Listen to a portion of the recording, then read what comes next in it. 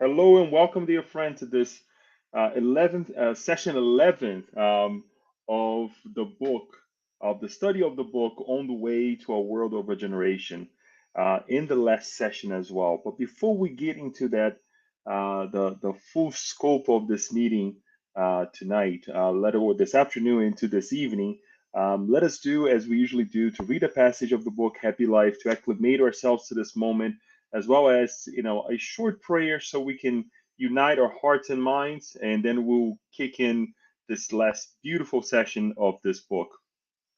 Joanna de Angelis on chapter 109, actually, on page 127 of the first version of this book says, "Do not take out your bad temper, conflicts, or repressed emotions on those in your home or at your work or in your social sphere.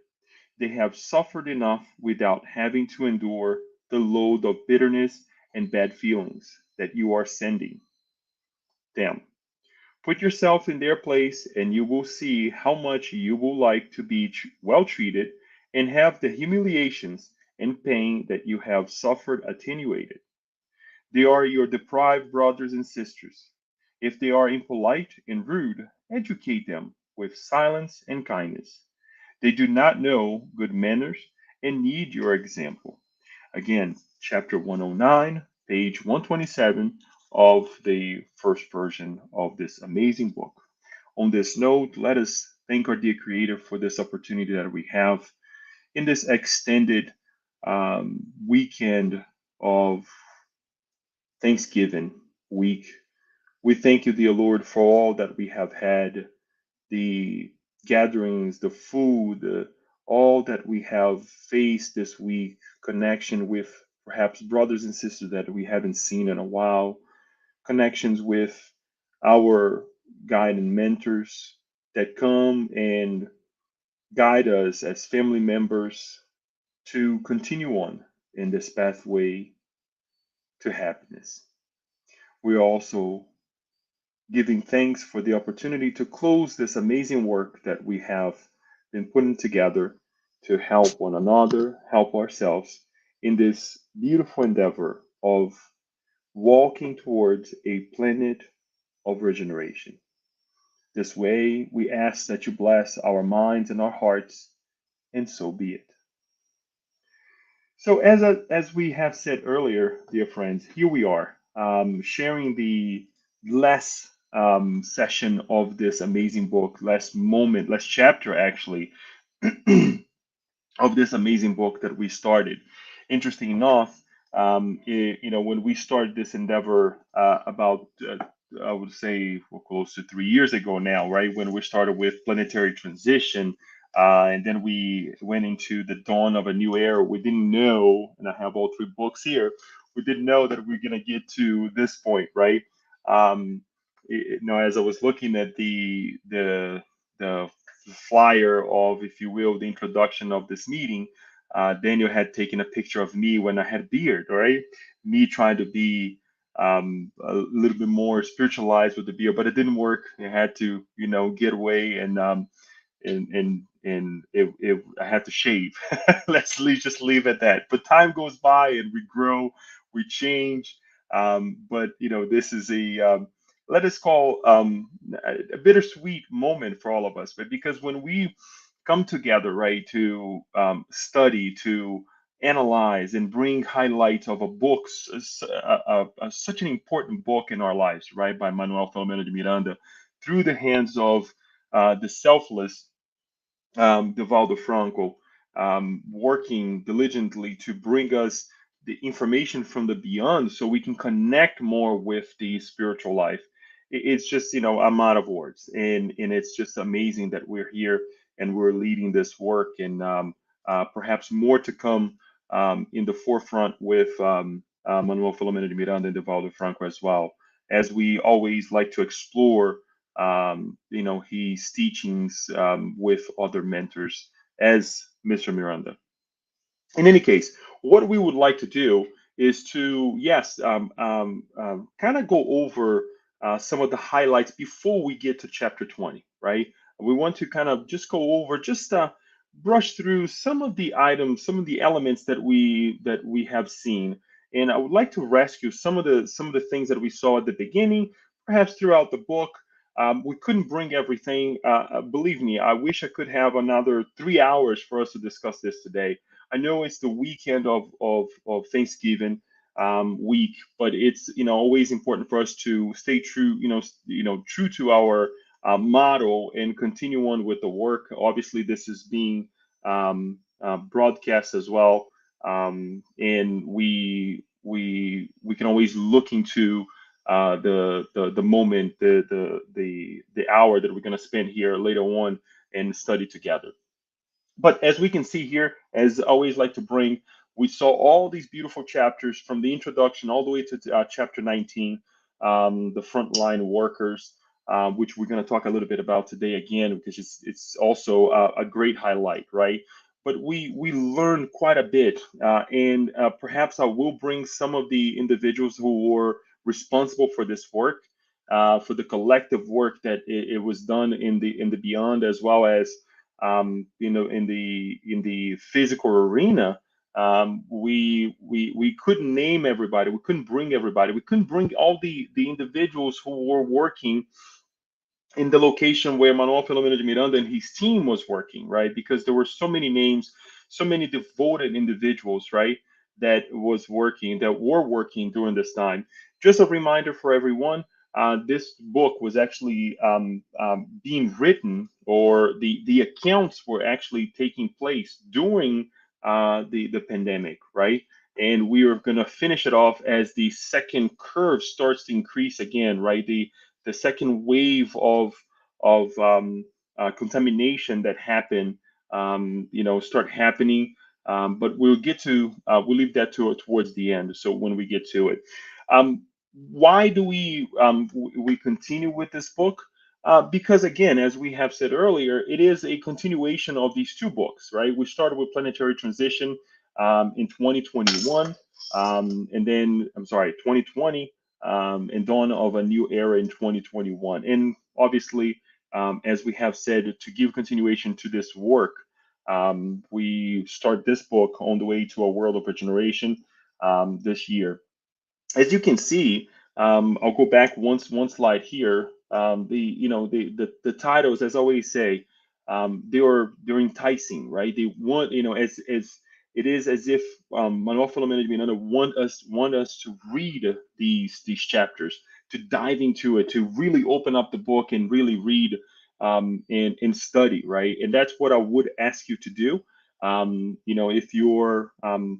If you're planning to read, or if you're planning to learn with Manuel Filomeno de Miranda, I wouldn't say that you have to read one or the other book in order for you to understand it. No, but it does help. If you do start reading Planetary Transition, then dive into Dawn of a New Era, and then this beautiful book On the Way to a World of a Generation. So, what does the book start with? In the back of the book, and this is actually what I'm getting from right here. In the back of the book, Manuel Filomeno de Miranda says the following: We are at the beginning of major challenges and correlated phenomena with demonstrated and correlated phenomena will demonstrate that the times announced by the scriptures and confirmed by the immortal spirits, excuse me, have arrived.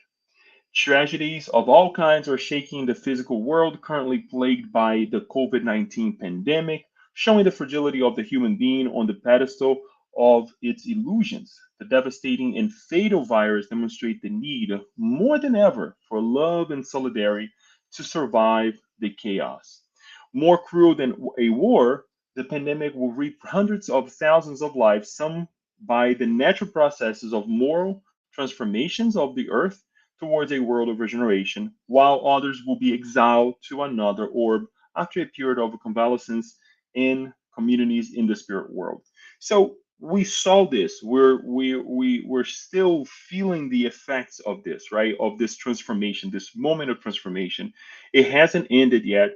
We're still, talking about it.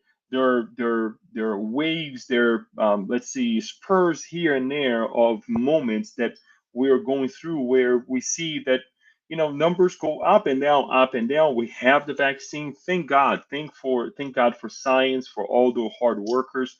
Thank God for the frontliners, right? The people who work, in the different areas, especially in hospitals. And we're gonna see more of that today too. But it's still happening. It's still a reality for all of us, and it will be a reality for many of us in the future as well. One of the things that we forget to put into this mix as well is that how is this affecting us psychologically? We may think that this is perhaps just a transitional moment or whatnot. No, but this is going to it's going to have, let's say, it's babies. And I like to say this way because nothing just goes by and we don't remember anymore, right? Children who went through this moment, right? We had to sacrifice quite a bit of our lives through for because of it, right? And it's still happening. Many lives were sacrificed. Many moments of our lives were sacrificed as well, because when we think that perhaps our loved ones who went to the other side, with the things that we could have, right, with the things we could have lived, the moments that we could be together now, and they are not there anymore. So let us send our prayers to them. Let us send our prayers to the family members who are still here, staying strong, and and really enduring this transition, right, without their loved ones. But nonetheless, again, this is something that that Manuel Filomena brings to us, and telling us on the third paragraph here that in this book, we will find a journey and tasks undertaken by dozens of groups of spirits, benefactors under the command of the spirit guide Ismael, which we will hear a little bit about him in, I believe, chapter 17, during a meeting that it happens in Brazil as well, since this work was actually developed in Brazil, preparing the new age on Earth, following its transition from a world of trials and expiation to a new world of regeneration. So, moving on, we will see some of these individuals. The work was actually the work at the Spirit Center, I like to say, right? The endeavor here that Manuel Filomeno de Miranda was actually partaking was conducted by this spirit, Francisco Spinelli, who was born in Italy on December 31st, 1893, and discarnated on October 17th, 1955. He moved to Brazil with the age of 18 and stayed in there for the rest of his reincarnation. Excuse me. An affable and humble spirit, he dedicated his life to others and in the Spiritist philosophy as well. So, as you can see here, one quick highlight is that this man really devoted to Spiritism during his last reincarnation, continued his work on the other side, and he actually led this work that was happening at the Spiritist Center, where they're pretty much staying there as their outpost, and also helping the incarnated that are being attended there, as well as the discarnated ones. One highlight as well that I'd like to bring, and I'm going to kind of bring these things as a remember as well, because there's a lot to remember, a lot to bring here, but I will try to insert here and there. One of the beautiful things that happened was that the help that was being provided was not only for those who were coming to the Spiritist Center, or who had a connection to the Spiritist Center, but actually workers of this Spiritist Center who were being attacked by those who are influencing our lives nowadays, because we have changed our ways and we want to live a more positive, a more significant life towards goodness, toward kindness, towards others. But our past is still connect us to some difficult things that we have created, right? But nonetheless, these spirits are there helping us, for those of us who are working the Spiritist centers, who are working at a good cause, because it's not only for the Spiritists here, but all of those who are connected with a greater cause than themselves, to help humanity into this transition into a world of regeneration. Obviously, we also have the help of the spirit Euripes Passanufo, a spirit who also dedicated his life through a short, his last reincarnation was very short, as you can see here. He was born in Sacramento, the state of Minas Gerais in Brazil, May 1st, 1880, and discarnated November 1st in 1918. Founded in 1907, the Allan Kardec School in Minas Gerais, a great medium who helped a number of needed brothers and sisters physically and spiritually. A very well composed, and I say composed in terms of the number of the types of mediumships that he performed or that he helped other people was just amazing, right? And there's more to learn about it. Hopefully, in the future, we can go ahead and put something together that will tell more about the spirit.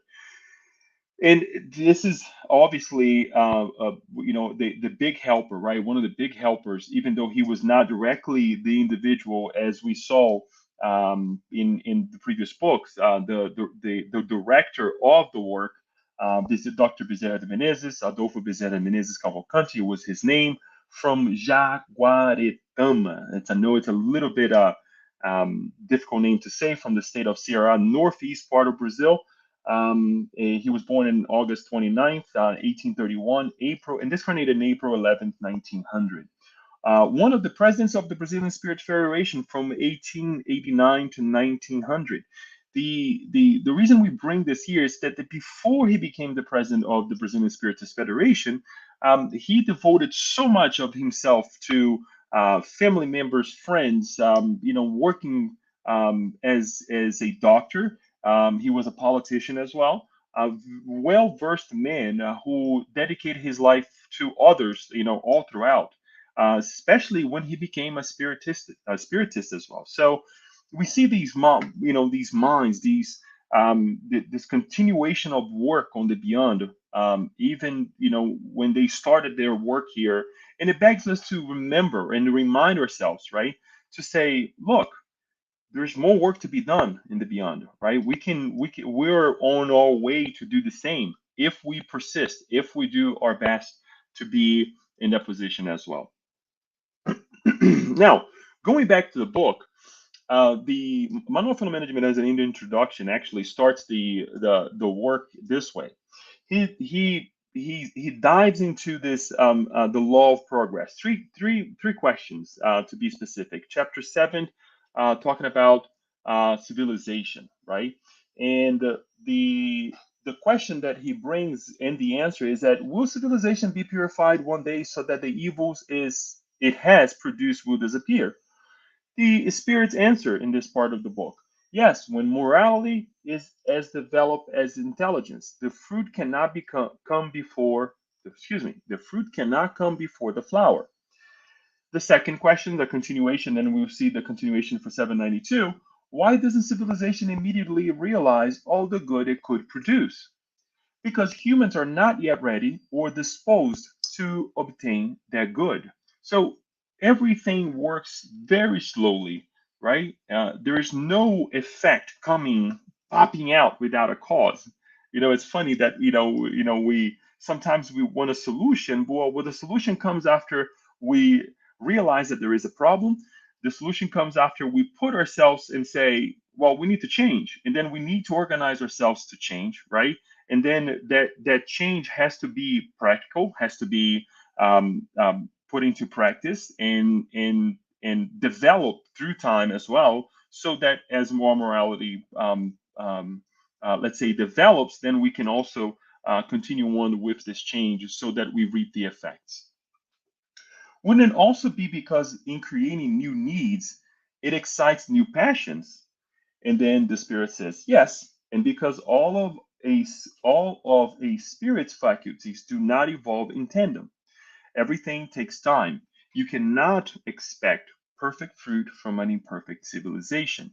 See also questions 751 to 780, right? So again, nothing leaps. Everything takes, it takes turn. It takes time. And it really depends on us as well, wanting to change, right? Wanting to this change. So where are we right now? Just 3 paragraphs that I'm going to bring here to develop a little bit with you. But he says the following: earthly civilization has reached a high level of expertise regarding cutting edge technology, the advancement of knowledge, the great challenges of intelligence, the implementation of widespread programs of solidarity, as well as sense of respect and compliant with the laws that foster external progress and its consequence amenities. So we have done amazing works thus far. We have come a long way. I mean, we have to give ourselves that in terms of technology, as well as in terms of some in the moral aspect. Although so many people may be kind of against this idea, but we have to, if we compare ourselves to 100 years ago, compare ourselves, towards 150 years, compare ourselves with 150 years ago, we will see that we have done great strides, right? It wasn't easy, and it's not easy still to maintain. It's easy sometimes to start an endeavor, but to maintain that is quite hard, and we see that quite a bit in our lives, right? But we have done quite a bit. Moving from dark cave to the luxurious residence, from filth to elaborate forms of hygiene, coupled with the intense quest for the prolongation of a pleasurable and self indulgent physical existence, society has nonetheless been struggling to defeat illness, loneliness, and widespread suffering. There's always a but, right? The toil to enjoy worldly comfort often leads to tormenting egotistical abuses of power, indifference to existing suffering, and disrespect for the duties imposed by life to all human beings. And we go back to what we were reading earlier today, right? It is the need for us to be to have solidarity in our hearts, right, with one another. Even though we have done quite a bit, we have um, made some strides and accomplished some things here and there. There's a lot to be accomplished to be more solidary, right? And respect one another as well in all shapes and form. It's not in this or that arena, but it's a collective way, or a collective group, or let's say a group of feelings, right? A well-guided feelings towards one another that will lead us to what we understand as love, correct? And the moving on to chapter 3, we will see that once we shift ourselves a little bit, then we will connect a little bit more with our creator. It really, jumping out of it, of the materialistic ways or more materialistic mentality that we have. And he says the following, and I remember bringing this highlight to everyone as well. Once human perception expands further, penetrating the various vibrational layers between the physical and the spirit world, it will enable the knowledge that life does not stop, that the idea of empty spaces is a result of the insufficiency of human senses. Think of this, folks. If we're able to figure this out and make this part of our lives, that the physical life is temporary and there is more to it, it's going to spark on us a sense of respect because there will be responsibility, or vice versa, right? Or more responsibility, and then because if I know that there is a tomorrow, there is a continuation, right? It doesn't life doesn't cease with the physical body, then I will tend to, again, respect others a little bit more, right? Because guess what? I'm going to have to face my actions in the future as well. So there is we can enter in this philosophical way of identifying or analyzing how understanding the balance of physical and spiritual life will help us. But the great sense here, the great idea here is to spiritualize ourselves to have a base of respect with one another, right? And a level of responsibility. Thanks to human beings' intellectual and moral development, as they become more receptive to beauty and reflection, they also acquire more perception to of the so-called paranormal phenomena, enabling a better attunement to the subtle vibrations that surround them. This reminds me quite a bit of prayer. When we pray, when we are connected with our creator, with our guardian angel, with our angels, whatever we want to call it, the name that we would like to use, it doesn't really matter. But once we start, change your vibrational or idea of what is the beyond the physical body, this paranormal phenomenon, right? We will start to develop a sense for what mediumship really is, right? The connection with the spirit world, right? To be that mediator, right, to connect. And how can this happen? Can happen any time of our lives. It can happen perhaps during a work meeting that you're having, where you see someone that the person is not doing so well, and you are the mediator. You actually start praying so that that individual can connect with his or her own mentor. That is mediumship, if you think about it, because you're being the mediator. Let me pray for this person because the person is not being accessible right now, right? And if I pray, perhaps I will change the environment. I will change the environment of that person as well. That is because sometimes we think, oh, Leo, and we're going to talk more about it. Mediumship here, mediumship there. I'm not a medium. I'm not either. But we can be these mediums of changing the environment where we are. Over time, through the increased exercise of unionistic capabilities, the phenomenon will become normal, making this delicate physical sense more refined and transcendental.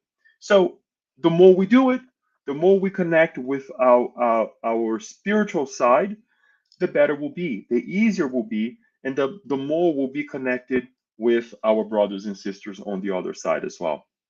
So we are changing from what Manuel Filomeno de Miranda was saying here of living a very materialistic life to a more spiritual life, even though we are in the physical body. And that is one of the greatest challenge because we ourselves, in terms of, as we learn that we are now, or spirit, and we are transitioning to the spiritual life, right? More spiritualized life. We also find ourselves very let's say in this dichotomy, right? That it's like, oh my gosh, I'm a spirit, but I'm in this physical body, living this physical reality, right? And it sometimes it really makes us think and doubt sometimes too, because it's like, okay, what's real here, right? And we have these glimpses, beautiful glimpses when we read something like this, when we pray, but we still have our doubts. How we're still being challenged every single day, um, you know, of the physical, right? Facing the challenges of the physical. So it's important for us to stay strong and to continue on with our, endeavor as far as not only continue to find ourselves, to continue to understand ourselves, but to also understand that is if we persist, the better will be for us to live more a spiritualized life, not only for ourselves, but also collective with our brothers and sisters. Moving on a little bit more, couple, and then I'm going to take a little leap here in terms of the chapters. Um, Bezerra de Menezes in this chapter here, and I would like to, I made a promise to myself, chapter 7 entitled Momentous Encounter says the following. Here he was addressing our condition. I will read and we'll make a couple comments towards this here. All those with an immune system susceptible to infection as a result of their moral conduct will experience the cycle of discarnating, preparing themselves to follow the progress of the planet as soon as they rectify their wrongs and find themselves in a condition to grow and attain wisdom.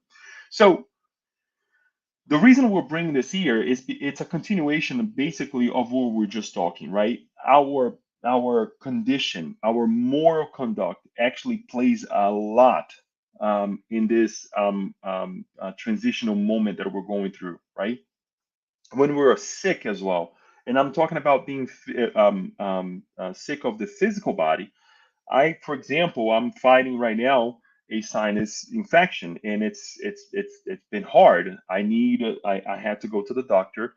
I had to, get something prescribed. So because I was trying to fight it on my own, and I need to thank God the help of medicine to help me out. But I cannot have a pessimistic mind towards the moment that I'm going through. I have to be positive. I have to continue on with the things that I have to do, especially good things like this to study, to work, and to do the things of life that I am responsible for, but with a positive mind. If I start to have a negative mind, stop eating, stop doing the things that I have to do, guess what? It will get worse. This is not to say, this is not to say, and I'll say again, this is not to say that everyone who discarnated had a bad moral conduct. That is not true. What I'm trying to say here that it influences as a lot, quite a bit, if we have a negative moral conduct towards what we're going through, right? And this is, I'm quite sure, what Zedman is also saying.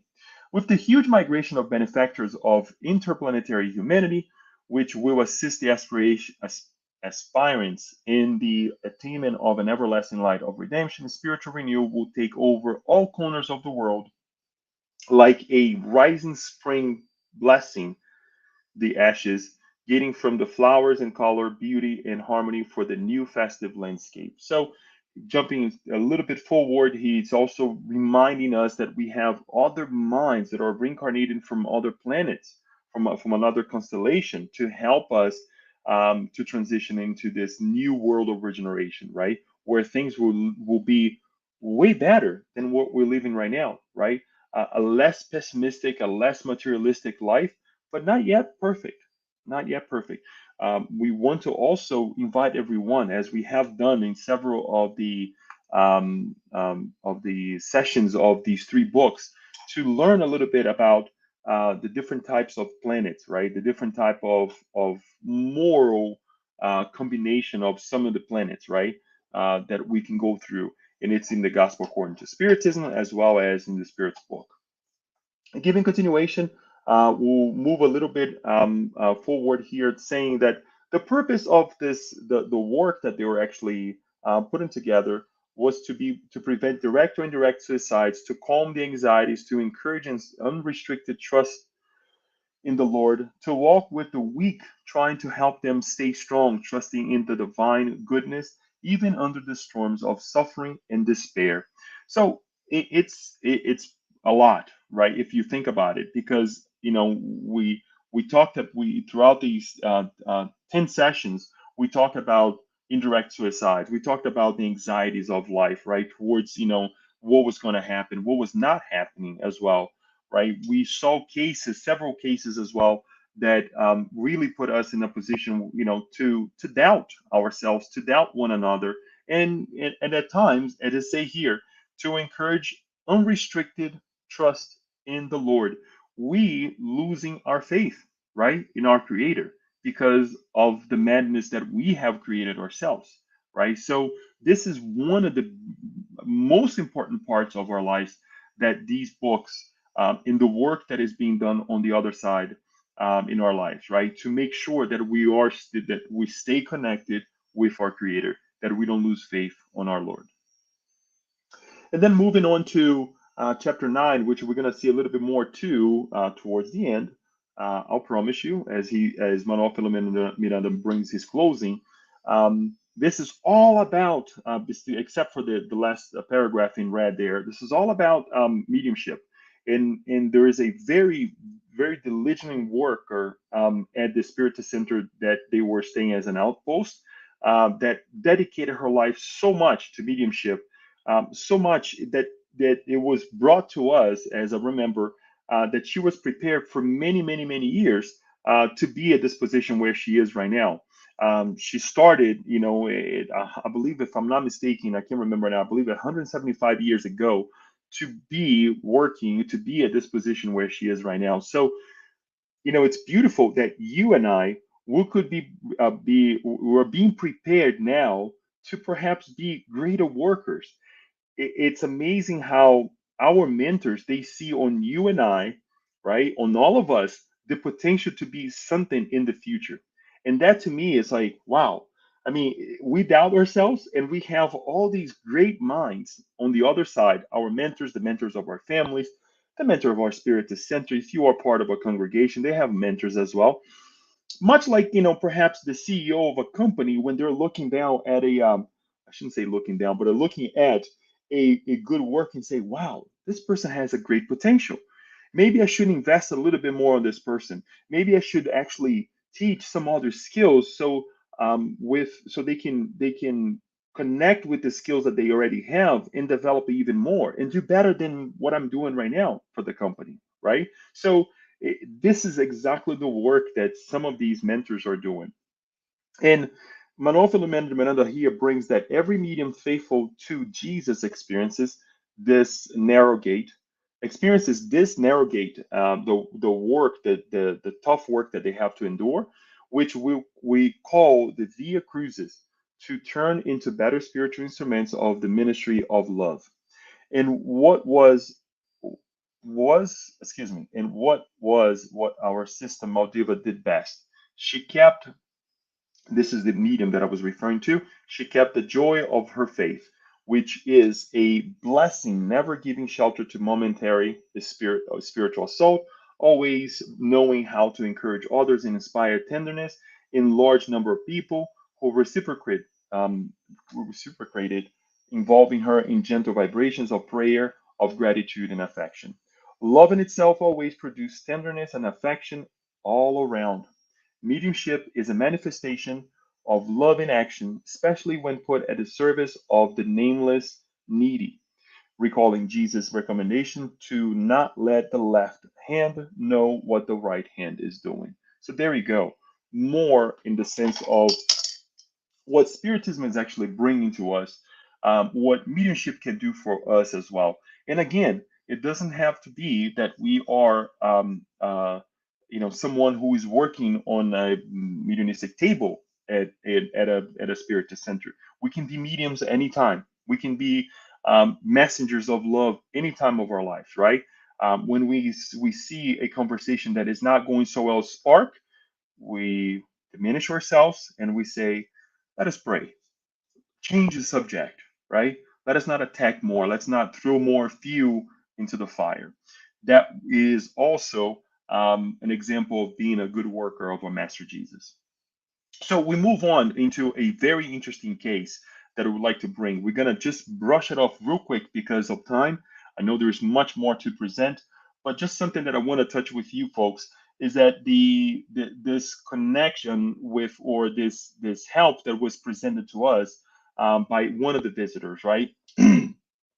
And it was the rabbi, I'm not the rabbi, the spirit, a being, right, where he was actually brought to the spirit center to be helped.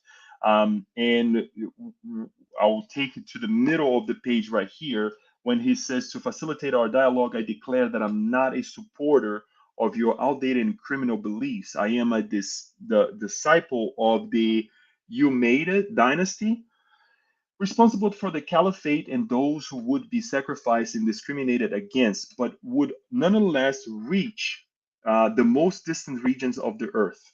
Nonetheless, this is past history.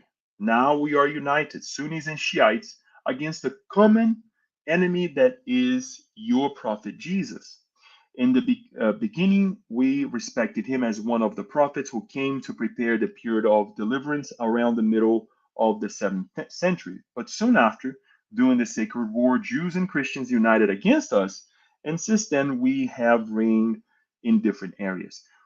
In to make this short, this is a spirit who was actually brought to be helped, and he was actually one of the individuals who actually were persecuted by Jews and Christians in the past. And we're talking about in as you can see on the first paragraph, for caliphs after the death of Muhammad carried out the Muslim faith after the death of Ali ibn Talib 661. The dynasty was headed by Murayya. I can't say these names. I'm so sorry. The governor of Syria from 661 to 750. So this is the century, folks, and we are still having spirits that are still persecuting us, who are now following the the Christian faith because of the things that we have done in the past, right? Remember earlier today when we are ascending to this transformation where we acknowledge that there is a continuation, right? If we believe that tomorrow I'll continue on, even though my body will perish, guess what? I also have the responsibility to accept that there was a yesterday before today, right? So if we take this continuum, right, this life that is eternal, we have a beginning. We were created by our Creator, right? But then there is no end, and that's a beautiful thing. But with it comes responsibility, right?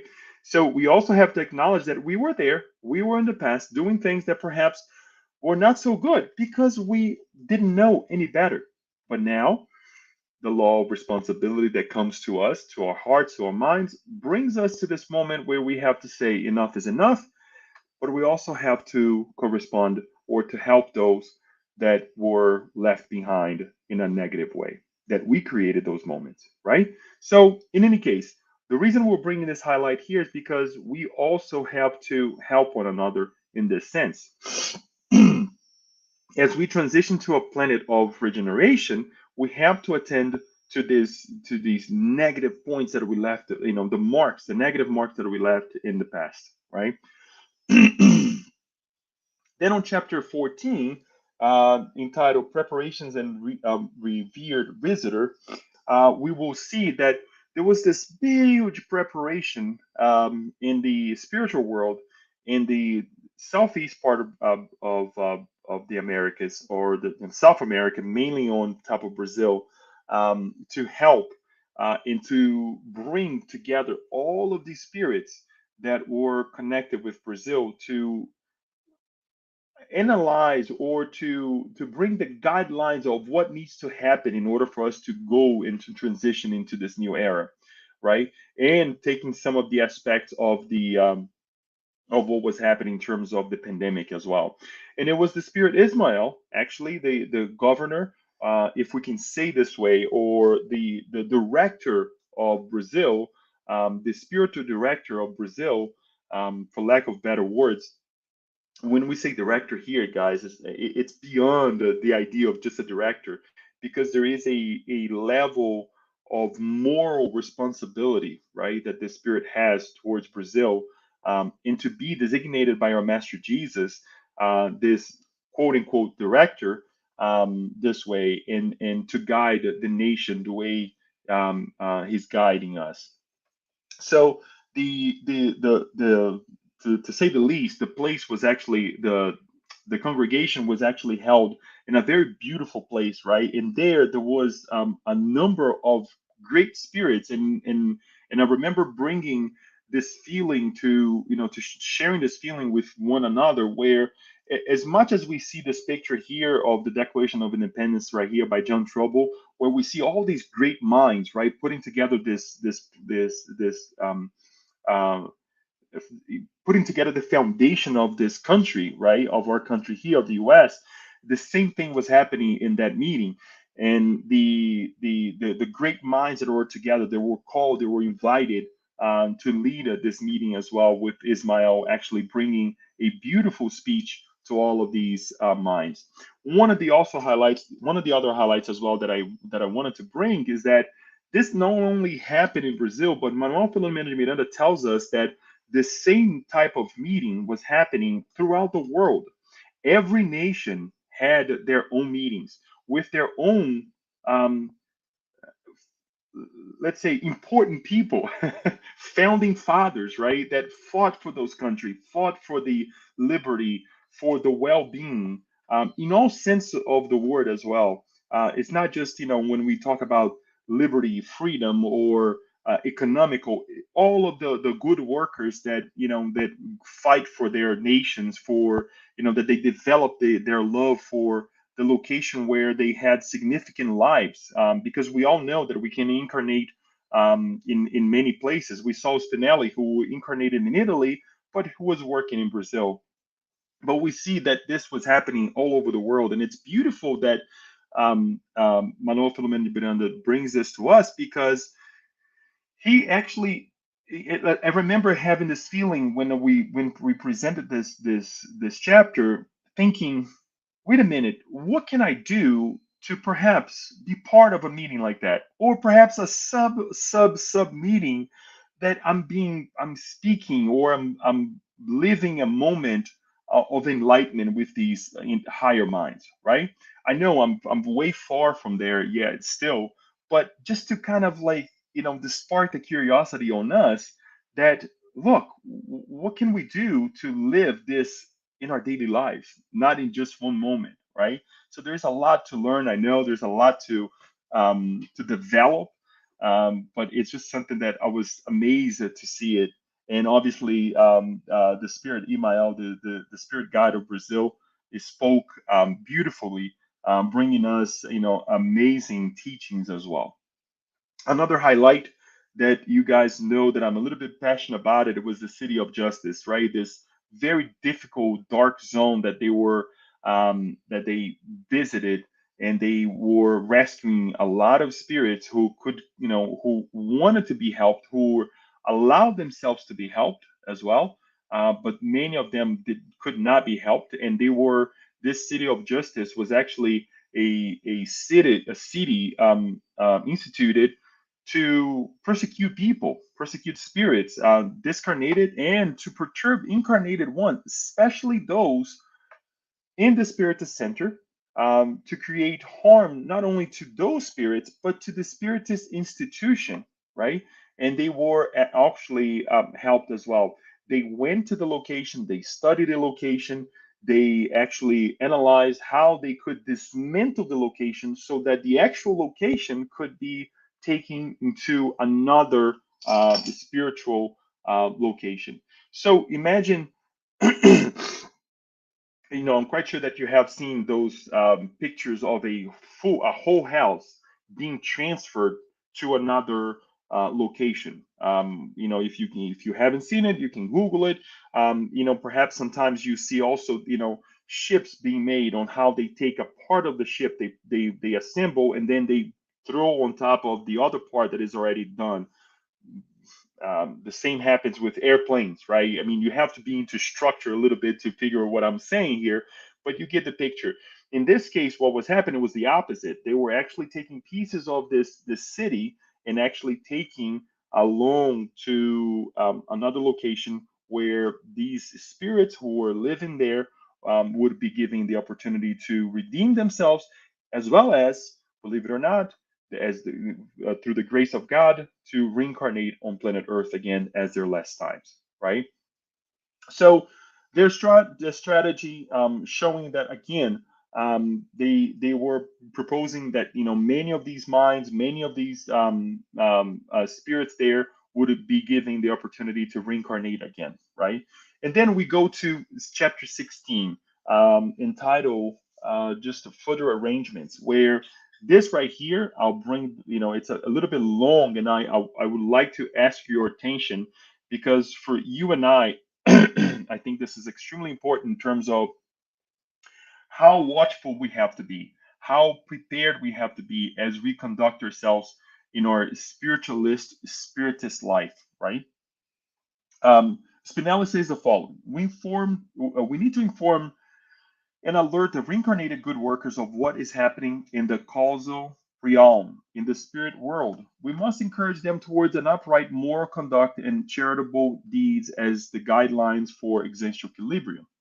The majority of spiritists are aware of the severity of these days and the profound changes occurring in terrestrial society.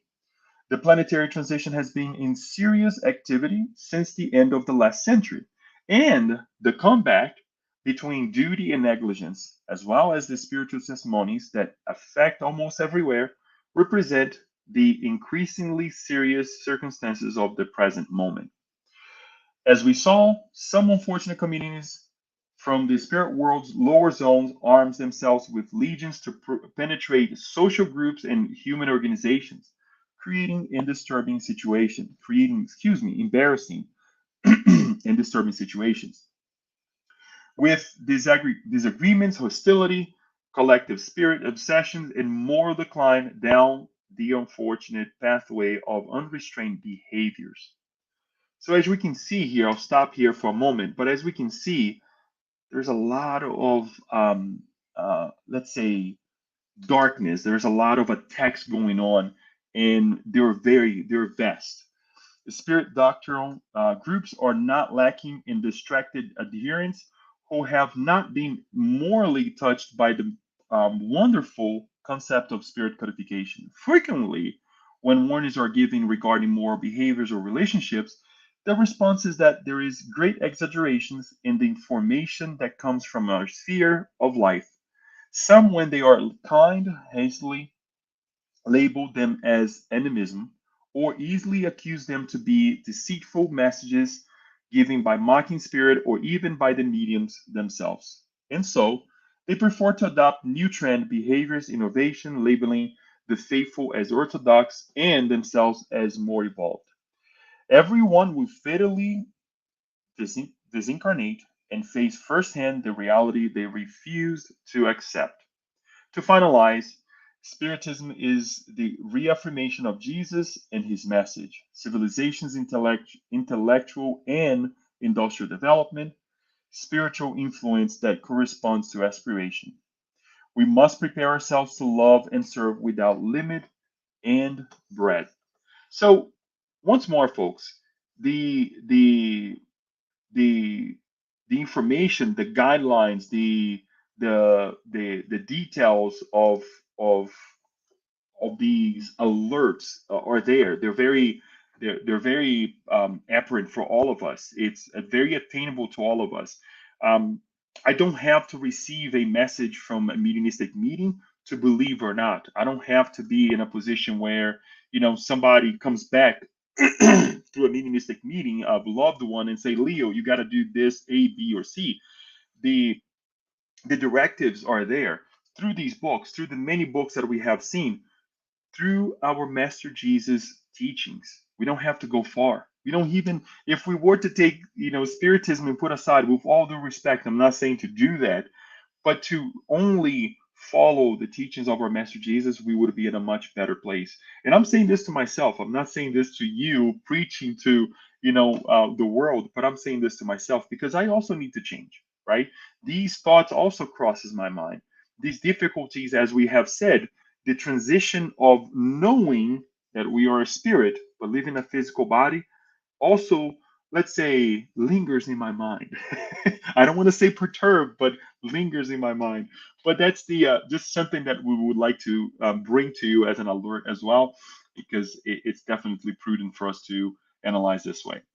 The well-organized, coordinated actions. I'm gonna skip this because this is actually the part of the city of justice that we already mentioned in terms of helping the other minds that are there, the suffering minds, the accusers, the justice makers, as as we learn from them as well, going after other minds, but also being given the ability to reincarnate again, right?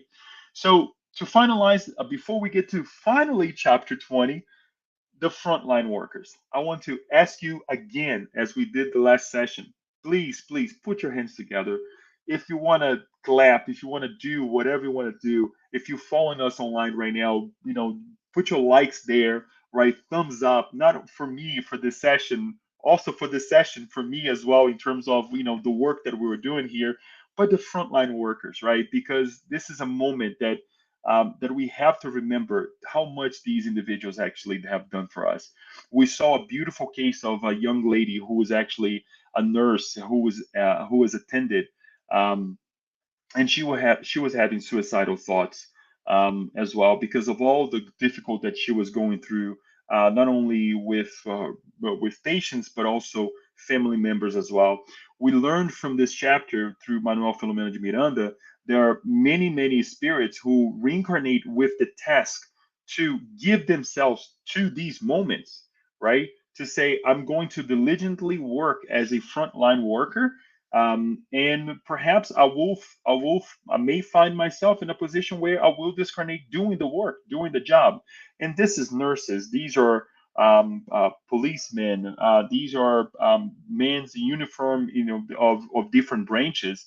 I remember when the first I saw a beautiful coordination of work when I went to receive. I never forget when I went to receive my first vaccine, and first and second vaccine, by the way, um, at a stadium here in Baltimore. And the man in uniform was actually coordinating everything, putting the lines together, working as well with the doctors and nurses, providing the vaccine. So again, a lot of people who worked and still working to attend our needs, our physical needs. To finalize, folks, let us get into the end of this book. And if anything, I would like to say that this is actually, again, an alert for all of us all throughout.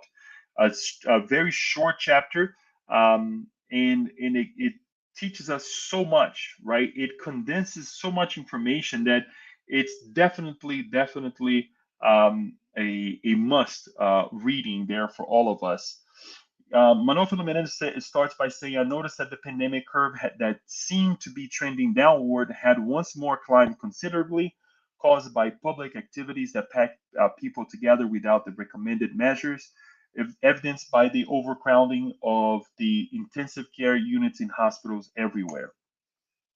From the city of the justice makers, again, a very large number of spirits had been transferred without the slightest. Let me change this real quick here so you can follow me. The slightest awareness of it to other sites and communities in order to reincarnate in a less and unique opportunity for personal recovery. However, laden with the sentiments peculiar to them, they would perhaps torment even more other human beings striving for the moral health. Spiritists must be conscious, again, a reminder for all of us, of the duties the Spirit's teachings bestow upon them, carrying out the combat against their bad inclinations, their moral flaws, avoiding exhibitionism, and draining disputes in which, instead of proposition to reassure each other, they seek to humiliate and to offend, displaying unnecessary public hostility. Reminders for us spiritists who have this information, who reads, who learns from these elements, and we're still not there yet. In this panorama of activities, understanding the high significance of mediumistic meetings of all kinds, whether concerning the development of this aptitude, whether regarding spiritism's obsession, assistance, remains of the highest importance, offering precious resources for the communications of discarnated brothers and sisters in blessed dialogues meant to liberate from evil. Spiritism without spirit is like a body without a soul. A meeting devoted to mediumistic activity represents a blessed time for reflection and analysis of immortality, an experimental field for behavior change and the living of its doctrinal content. The spirit must be lived fully in all moments of human existence because of the transformation it instills in its adherents to turn them into good persons, always attentive to their duties towards life. Why did I read this whole thing together? Because it makes sense when we read together. Even though these are not paragraphs, folks, that are actually one after the other, I brought these highlights because I believe Manuel Filomeno de Miranda was giving us a hint of what is to come, of what has come in our lives. Many spiritist centers, many locations during the pandemic had to do what? Go virtual, just like we're doing today, right? Many of our sessions, perhaps I would say 70% of our sessions were conducted this way. So the sessions following, these three books that we mentioned. I would say this year we had, I would say, a good 80% of the sessions done at the center. But one of the things that we have heard, one of the things that we have, I'll slightly go over this, please, I'm not going to take too much time on this, but what we have heard or what we have come across is groups actually taking consideration of doing mediumistic meetings online. And we have received, many questions, many ideas of people doing this or that, and we cannot stop people from doing this. But as we saw in this book, in the previous two other books as well, mediumistic work, the work of helping, is a collective work. Very seldom we should put ourselves in a position where we're going to work by ourselves to help someone else. There are many, many ways, but especially in the mediumistic meeting, it's not something that we do by ourselves. Me, for example, Leo going attending someone else who is actually giving passage to a spirit, has to be in a group, has to be in a setting conducive to that moment, right? That's why we have the mediumistic room in the Spiritist Center. Manuel Filomeno de Miranda, I believe, had a hint already, a feeling that this was going to happen, that many Spiritist Center would conduct themselves without having the mediumistic meeting. Now that we have gone back to our physical work, we must do our best to conduct the mediumistic meeting. We must do our best to be a true Spiritist Center, right? To be called a Spiritist Center we must have what? A mediumistic meeting. As he says, spiritism without spirits is like a body without a soul. So the spirit workers, they need to do their work in order for them to conduct their mediumistic meeting. Is it Leo? Is it just a mediumistic meeting? No. There's also the necessity for you and I and many others to go to the Spiritist Center, to be physically there. Why? Because we are transporting ourselves, first of all, we are taking ourselves out of that day to day, mundane ways of life to the Spiritist Center. And who knows? We're taking with us all of those who are connected with us spiritually. Those spirits, they will be helped at the Spiritist mediumistic meeting. If we don't do so, they're not going to have the chance to go to grow. They're not going to have the chance to change themselves, right? Or the opportunity to change themselves. So it's important that we pay attention to these elements. He's not just saying this to say that okay, perhaps we need to change our ways, or we really have to read between the lines in what he's trying to say. To finalize, he says the following. It was necessary for humanity to progress intellectually. I'll change this here so we can read along. Intellectually, morally, before the noble spirits could come to the earth to explain the meaning of Jesus' words. Right. So we see the first revelation with Moses, the second revelation with Jesus, and then the third revelation with Spiritism for us to see this change. Right. The conscious exchange between the incarnate and discarnate will become progressive easier if we apply ourselves, right? The more we do, the better we'll get at it, right? The more respectable we will be with our brothers and sisters, not only in the physical realm, but also in the spirit realm. With the increase of pain and more affliction, human beings will have no choice but to seek to understand these sufferings and the effective way to break free from them. Therefore, it is essential that the faithful supporters of Spiritism do not allow themselves to waste time with frivolities or common egoic disputes, especially when groups of the most varied nature are formed. It is unfortunate that nonsense still finds shelter in persons with moral responsibilities, who suddenly change their conduct, leaving relevant and significant tasks due to meaningless dispute for no other reason except to harm endeavors that benefit humanity. We anticipate long-term afflictions for the incarnate as long as earthly ambitions of power and possessions prevail, bringing continuous disappointments even with their own bodies, not always able to withstand the consequences of behaviors aiming at excessive pleasures. We must all be prepared, folks, for what comes next. Even the events that harbor misery, suffering, and anguish in the depth of being, however, are found the solving mechanism in need to be activated even before an emergency appears. So we see that Manuel Filomeno de Miranda is not discouraging us.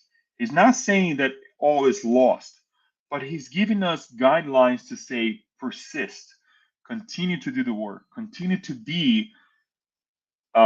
trying to be a righteous person, right? Continue to be a better man or woman compared to yesterday, and tomorrow be a better person compared to today, right? We also have to um, analyze the reality that we will still see a lot of suffering. We will still see a lot of anguish. We notice that I'll give an example. Earlier today I was talking to a client at work where we would have slow our pace a little bit in terms of how we live, how we consume, how we connect with one another after the pandemic. And guess what? It didn't happen. It did not happen, right? We still see the same craziness. It's towards the end of the year right now. We see people moving around in a fast pace, very needy pace, right? That it creates a lot of havoc, around our lives. But it's still the reality. So things are not going to change overnight, right? A planet of regeneration is not going to be um, morning or rising next tomorrow morning. No, it's going to take time, but it needs to flourish within ourselves first, right? And then to finalize, this is something really interesting as well that I found towards the end of the book that makes us really think about it. After a long meeting with members of our group, the Venerable Spinelli suggested that we end these narrations while we would remain for a long period of time in activities regarding the work of the living gospel in action. So Spinelli basically, and again, this is not, it didn't go towards the end of the pandemic. Spinelli said, enough is enough. Now we need to stop the narration and let's focus on the work. With this closing, we see that there is a respect, right? A respect for the work that was being done by Manuel Filomeno de Miranda from Spinelli to say, it's nice that you're actually narrating what's happening here to bring to our brothers and sisters in the physical realm. Um, there is also a level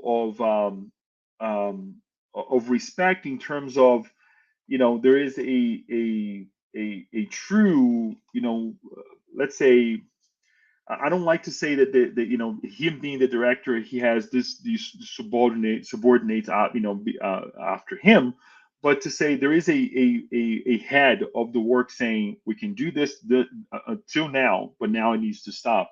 And obviously, Manuel Filomeno de Miranda attends to the request of enough is enough. We need to stop here because we need to focus on greater things. Not saying that perhaps giving continuation to the narrations wouldn't be a great work, but there is much more afflictions that need to be attended before him narrating. And who knows that perhaps Manuel Filomeno de Miranda will give continuation to this work here, to this narration, right, in other books as well and works. Again, folks, the reminder here that we work as a team, that we work together with one another to bring enlightenment to one another, right? And it's a beautiful thing that we went through in these 11 sessions that we had this year with one another. It was a great pleasure on my side. I feel I felt for many times, and I still feel many times, the help from the spiritual world to pushing me and saying study more, read more, connect more, read again because what you're gonna say is not correct, or perhaps say this instead of that. I felt a lot of that, and for that I would like to say that we need to be open, right? You need to be open as much as I try to be in our own ways. We need to be open to listen to these guidelines, to listen to these helps that we had, right? And to be thankful that there's a lot of work. I remember, Daniel, when we finished last year, the dawn of a new era, Daniel asked me what was the main highlight. And I remember saying to him that we're being guided every second of our lives, right? Sometimes we're being guided in a negative way, but if we do our best, we are being guided by the higher minds as well. I would like to, perhaps take a couple minutes here to attend to some of the question comments that we may have. And I believe at this moment I don't have anything to put over here. I know perhaps we have a connection with from Kirsten and from others as well. But definitely, this has been an amazing journey with all of you, as well as these great minds of these books as well. I can't tell you yet what's going to be the next endeavor, what's going to be the next work that we're going to be presenting for sure. There will be more to come next year, and all that I can say is a huge, huge thank you to all of you, who connected with me during these moments as well and shared your ideas, your questions. I know this is a tough week because of the Thanksgiving holiday, but definitely a moment to be shared, to be closed as well as we move into the month of December. And we also acknowledge our closeness with our Master Jesus, right? And much more to come. On that note, I would like to finalize this moment with a final prayer, giving thanks to all of you, giving thanks to all of the hard workers of this presentation in terms of the narration that actually was brought by Manuel Filomeno de Miranda, right? Let us then pray and finalize this beautiful moment that we had together. Giving thanks to our dear Creator for the opportunity that we had to study together, to read, to learn, to share ourselves, and to bring some light to ourselves in both realms of life, to receive the guidelines and put into practice, to question ourselves, to doubt, but somehow still love ourselves, still love one another, and march on with faith that our lives will become better, that the regeneration is already happening within ourselves,